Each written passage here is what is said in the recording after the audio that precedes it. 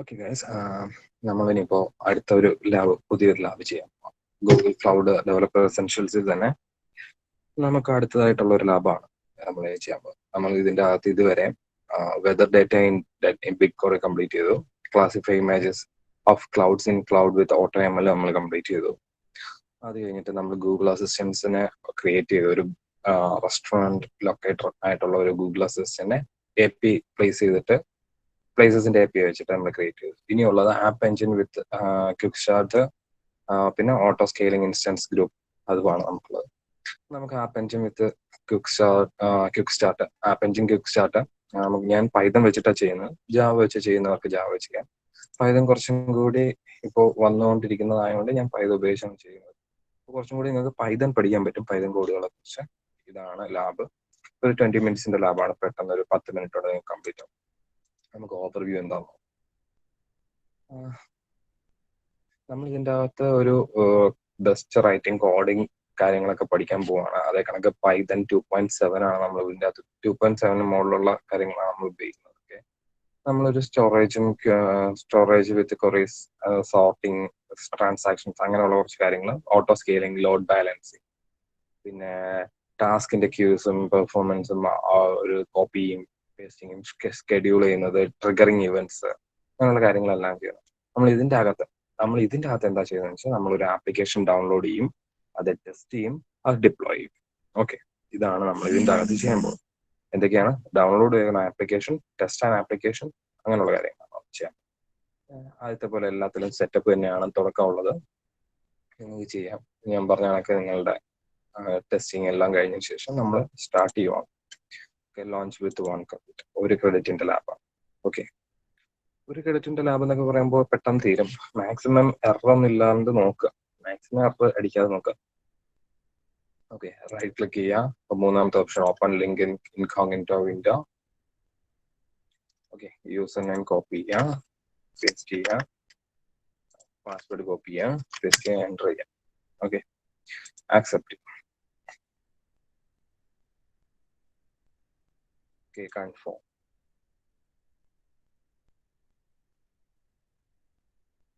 ഇത് ലോഡ് ആവുന്ന സമയത്ത് നമുക്ക് പോയിട്ട് നോക്കാം എന്താണ് ആദ്യം പറഞ്ഞിരിക്കുന്ന ടാസ്ക്. അവർ പറഞ്ഞിരിക്കുന്നത് ഒരു Google app engine admin API നമുക്ക് എനേബിൾ ചെയ്യണം. അതിന് അവർ പറഞ്ഞിരിക്കുന്നു API ആൻഡ് സർവീസസിൽ ലൈബ്രറിയിൽ ചെല്ലുക, അതിനകത്ത് app engine admin API type ചെയ്ത് കൊടുത്താൽ നിങ്ങൾക്ക് കിട്ടും ആ ഒരു ഇത്. അതിൽ അപ്പൊ നമുക്ക് ഇതൊന്ന് കോപ്പി ചെയ്യാം. ആപ്പ് എഞ്ചിൻ അഡ്മിൻ API എന്നുള്ളത് കോപ്പി ചെയ്യാം. നമുക്ക് ഇതുപോലെ ഒരെണ്ണം കിട്ടണം, അതിനെ എനേബിൾ ചെയ്യണം. ഓക്കെ, അതുവരെ നമുക്ക് ചെയ്യാം. ഓക്കെ, ലോഡായി, എഗ്രി കൊടുക്കുക.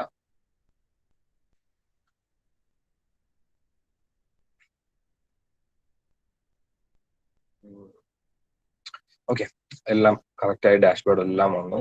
നിങ്ങളുടെ പ്രൊജക്റ്റ് ഒക്കെ ഇവിടെ ഉണ്ട്. അതിൽ API ആൻഡ് സർവീസസ് മൂന്നാമത്തത്, അതിൽ ലൈബ്രറി ചെല്ലുന്നു. ലൈബ്രറി രണ്ടാമത്തെ ഓപ്ഷൻ ലൈബ്രറി. അവിടെ നമ്മൾ നമ്മുടെ ആപ്പ് എഞ്ചിന്റെ ഇത് പേസ്റ്റ് ചെയ്യുന്നു.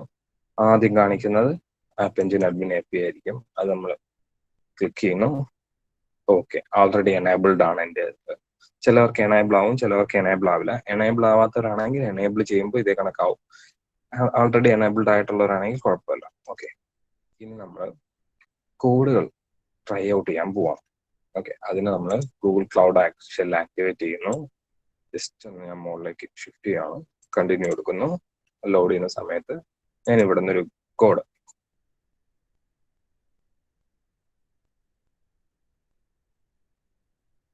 ഓക്കെ, നമ്മൾ ഈ ഒരു കോഡ് എന്തിനാണ് ഉപയോഗിക്കുന്നതെന്ന് വെച്ചാൽ ഒരു ഹലോ വേൾഡ് സാമ്പിൾ ആപ്പ് ഗൂഗിളിന്റെ റെപ്പോസിറ്ററി ക്ലൗഡിലേക്ക് കോപ്പി ചെയ്യാൻ പോവാണ്.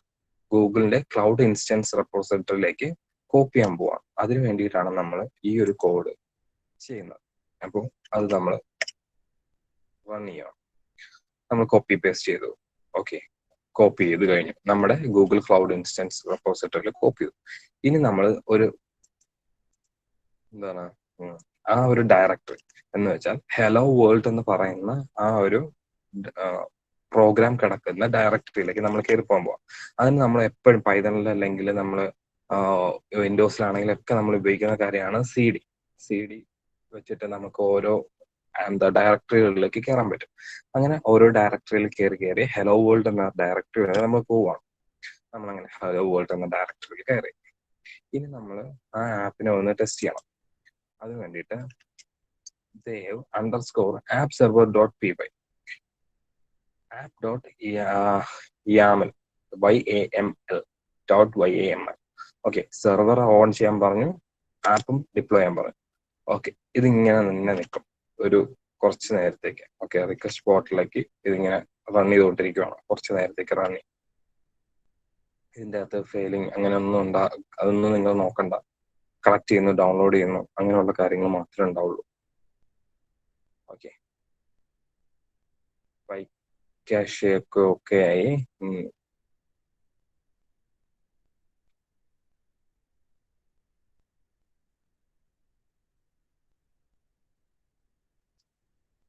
നമുക്ക് ഇതൊന്ന് ടെസ്റ്റ് ചെയ്ത് നോക്കാം. പ്രിവ്യൂ ഓൺ എന്ന് വെച്ചാൽ നിങ്ങളുടെ ഈ ക്ലൗഡ് ഷെല്ലില്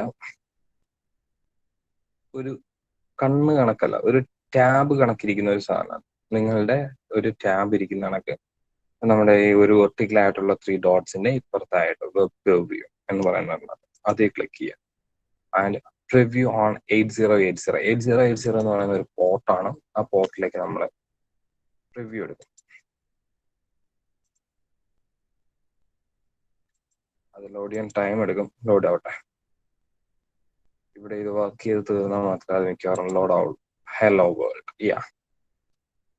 നമ്മുടെ ഷെല്ല് നമുക്ക് നമ്മുടെ ഒരു സാമ്പിൾ ആപ്പാണ് ഇത് വർക്ക് ചെയ്യും. ഓക്കെ,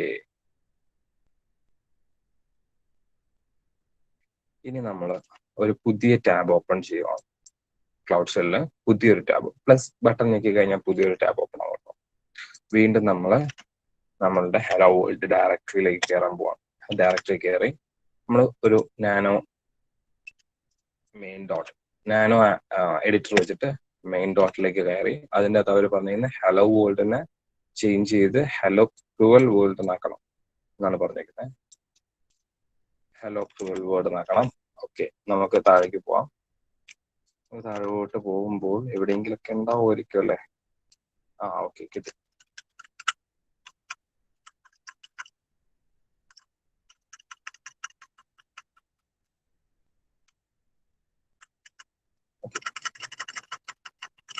ഹലോ വേൾഡിനെ മാറ്റി ഹലോ ക്രൂവൽ വേൾഡ് എന്നാക്കി. ഇനി അവർ പറഞ്ഞേക്കുന്ന എക്സിറ്റ് ആൻഡ് സേവ് ആണ്. ഓക്കെ, കൺട്രോൾ എക്സ് അടിച്ചാൽ എസ് പറഞ്ഞിരിക്കും. അതിൽ വൈ ഞെക്കിയാൽ എസ് ആവും, then enter. Okay, control X then Y then enter. Okay, ഇനി നമ്മൾ നമ്മുടെ പ്രിവ്യൂ പോയിട്ട് ഒന്ന് റിഫ്രഷ് ചെയ്ത് നോക്കിയാൽ ഒന്നില്ല. ഓക്കെ, പറയേണ്ടതാണല്ലോ. ഓക്കെ, ഒന്നും കൂടി പ്രിവ്യൂ എടുക്കാം. യെസ്, വന്നു. പ്രിവ്യൂ ഒന്നും കൂടി എടുക്കുമ്പോൾ നമ്മൾ ഹലോ വേൾഡ് മാറി ഹലോ ക്രൂവൽ വേൾഡ് ആയി. ഇനി നമ്മൾ ആ ആപ്പിനെ ഡിപ്ലോയ് ചെയ്യാൻ പോവാം. ആപ്പിനെ ഡിപ്ലോയ് ചെയ്യാൻ ആപ്പ് ഡിപ്ലോയ് എന്ന് പറയുന്ന ഒരു കമാൻഡ് ഉപയോഗിച്ചാൽ മതി. ഗൂഗിൾ ക്ലൗഡിന്റെ അകത്ത് ജി ക്ലൗഡ് ആപ്പ് ഡിപ്ലോയ്, അത്രമാത്രം ഒരു സിമ്പിൾ ആൻഡ് ഹമ്പിൾ ആയിട്ടുള്ള ഒരു പ്രോഡക്റ്റ്. അതിൽ നമ്മൾ റീജിയൻ സെലക്ട് ചെയ്യണം. ഞാനിവിടെ 14th റീജിയനാണ് സെലക്ട് ചെയ്യുന്നത്, എന്ന് വെച്ചാൽ US സെൻട്രൽ 1. ഓക്കെ, നമ്മളുടെ ഇഷ്ടമുള്ള റീജിയൻ നമുക്ക് സെലക്ട് ചെയ്യാം, ഏത് റീജിയനിൽ വേണം ഡിപ്ലോയ് ചെയ്യാനുള്ളത്. ഞാൻ US സെൻട്രൽ 1 ആണ് സെലക്ട് ചെയ്തേക്കുന്നത്. നമുക്കൊരു എസ് ഓർ നോ ക്വസ്റ്റ്യൻ ചോദിക്കും അത് കഴിയുമ്പോൾ, Y_N. ഓക്കെ, നമ്മൾ എസ് കൊടുക്കണം. എസ് കൊടുത്തില്ലെങ്കിൽ ഇത് കണ്ടിന്യൂ ആവില്ല. എസ് കൊടുത്ത് Y കൊടുത്ത് എൻ്റർ ചെയ്യാം. File done, uploaded done, updating service update ആവുകയാണ്.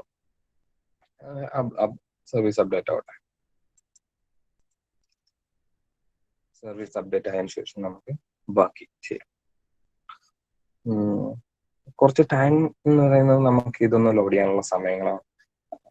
അപ്ഡേറ്റ് ആവാതിരിക്കാനൊക്കെ ചാൻസ് കൂടുതലാണ്. പിന്നെ നെറ്റ്വർക്ക്, നിങ്ങളുടെ ഓരോരുത്തരുടെ നെറ്റ്വർക്ക് അനുസരിച്ച് സമയം എടുക്കുന്നത്, സമയം എടുക്കാതിരിക്കുന്നതൊക്കെ.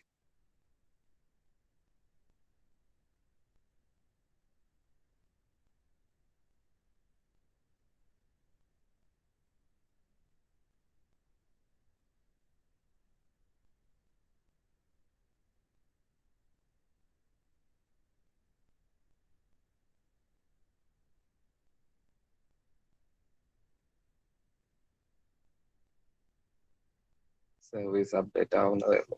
അപ്പോൾ നമുക്ക് അടുത്തത് പോയി നോക്കിയിട്ട് വരാം ആ സമയം കൊണ്ട്. ഇനി നമ്മൾ ആപ്ലിക്കേഷൻ വ്യൂ ചെയ്യണം. നമ്മുടെ ആപ്ലിക്കേഷൻ നമുക്ക് വ്യൂ ചെയ്യണം. ഓക്കെ, അതിൽ ലോഞ്ച് ചെയ്യാനാ പറഞ്ഞിരിക്കുന്നത് app browser. G cloud app browser നമ്മൾ എൻ്റർ ചെയ്ത് കഴിഞ്ഞാൽ നമുക്കൊരു HTTP അല്ലെങ്കിൽ HTTPS വെച്ചിട്ടുള്ള ഒരു ലിങ്ക് കിട്ടും. ആ ലിങ്ക് ക്ലിക്ക് ചെയ്ത് കഴിഞ്ഞാൽ നമുക്ക് നമ്മുടെ ആ എന്താണ് സാമ്പിൾ ആപ്പിലേക്കുള്ള ഒരു പാത്താണ്. സാമ്പിൾ ആപ്പിന്റെ URL ആയിരിക്കും ആ app.spot എന്ന് പറഞ്ഞിട്ട് appspot.com എന്ന് പറയുന്ന ഒരു ലിങ്ക് നമുക്ക് കിട്ടുന്നത്. നമ്മൾ എപ്പോഴും പ്രിവ്യൂ എടുക്കുന്നതല്ല. പ്രിവ്യൂ എടുക്കുന്നത് നമ്മൾ ചെയ്ത് വെച്ച കാര്യം ശരിയാണോ ഇല്ലയോ എന്ന് നമ്മൾ ടെസ്റ്റ് ചെയ്യാൻ വേണ്ടി ഒരു ലോക്കലായിട്ട് നമ്മൾ യൂസ് ചെയ്യുന്നതാണ് 8080. അത് കഴിഞ്ഞിട്ട് നമ്മൾ ആപ്പ് ഡിപ്ലോയ് ചെയ്ത് കഴിഞ്ഞാൽ പിന്നെ നമുക്ക് അവിടെ ഒരു ലിങ്ക് ജനറേറ്റ് ആയിരിക്കും. ആ ലിങ്ക് കിട്ടാൻ വേണ്ടിയിട്ടാണ് ജി ക്ലൗഡ് ആപ്പ് ബ്രൗസർ എന്ന് പറയുന്ന കോഡ് നമ്മൾ യൂസ് ചെയ്യുന്നത്. ആ കോഡ് യൂസ് ചെയ്ത് കഴിഞ്ഞാൽ നിങ്ങൾക്ക് ഇതേപോലെ ഒരു ഔട്ട്പുട്ട് കിട്ടും. അതിൽ അടിയിലായിട്ടുള്ള ഇതുപോലുള്ളൊരു ലൈൻ ഉണ്ടാവും. അതായിരിക്കും നിങ്ങളുടെ ആ നിങ്ങൾ ഡിപ്ലോയ് ചെയ്ത ആപ്പിന്റെ URL. ഓക്കെ, ഇത് കഴിഞ്ഞു.